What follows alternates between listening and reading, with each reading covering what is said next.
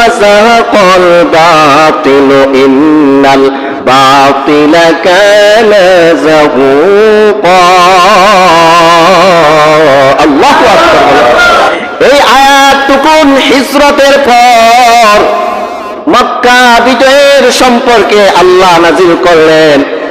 আল্লাহ নবী রাহমাতুল লিল আলামিন যখন মক্কায় প্রবেশ করলেন, মক্কা প্রবেশ করলে কাবা করে 360টি মূর্তি দাঁড়ানো আছে। আল্লাহ নবী এই 360টি মূর্তিকে আল্লাহর নবী রাহমাতুল লিল আলামিন এই কোরআনের আয়াত পড়তেছিলেন, জাআল হক ওয়া যাকাল বাতিল ইন্নাল বাতিলা কানা যাহুকা। সত্য এসেছে, বাতিল দুর্বৃত হবে। সত্য এসেছে, বাতিল দুর্বৃত হবে। ইন্নাল বাতিলা কানা যাহুকা, নিশ্চয়ই বাতিল দুর্বৃত হবে। আল্লাহ নবী তাফসীরের কিতাবে দেখে আসলাম, আল্লাহ নবী হাতে ওই 360টি মূর্তি আল্লাহ নবী ভেঙ্গে চুরমার করে দিয়েছিলেন।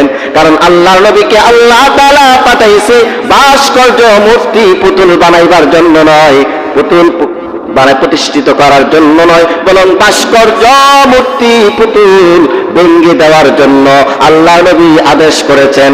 কারণ এই ভাস্কর্য মূর্তি পুতুল ইসলাম সমর্থন করে না। কথা বলেন ঠিক কিনা? এই জন্য আল্লাহ তাআলা বলেন, ওয়াকুল জাল হক ওয়া যাহাকাল বাতিল ইন্নাল বাতিলা কানা যাহুকা। সত্য এসেছে, মিথ্যা দুর্বৃত হবেই। কি বলেন? যেখানে সত্য এসে যায় সেখানে সত্য আলোকিত হয়ে যায়। সুবহানাল্লাহ।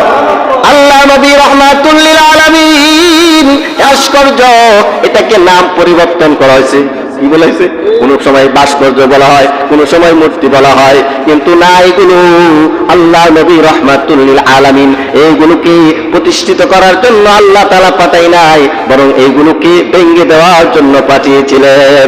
এই জন্য আল্লাহ মক্কা বিজয়ের আয়াত এই আয়াত নাযিল করছেন, জাআল হক ওয়া যাহাকাল বাতিল ইন্নাল বাতিলা কানা যাহুকা।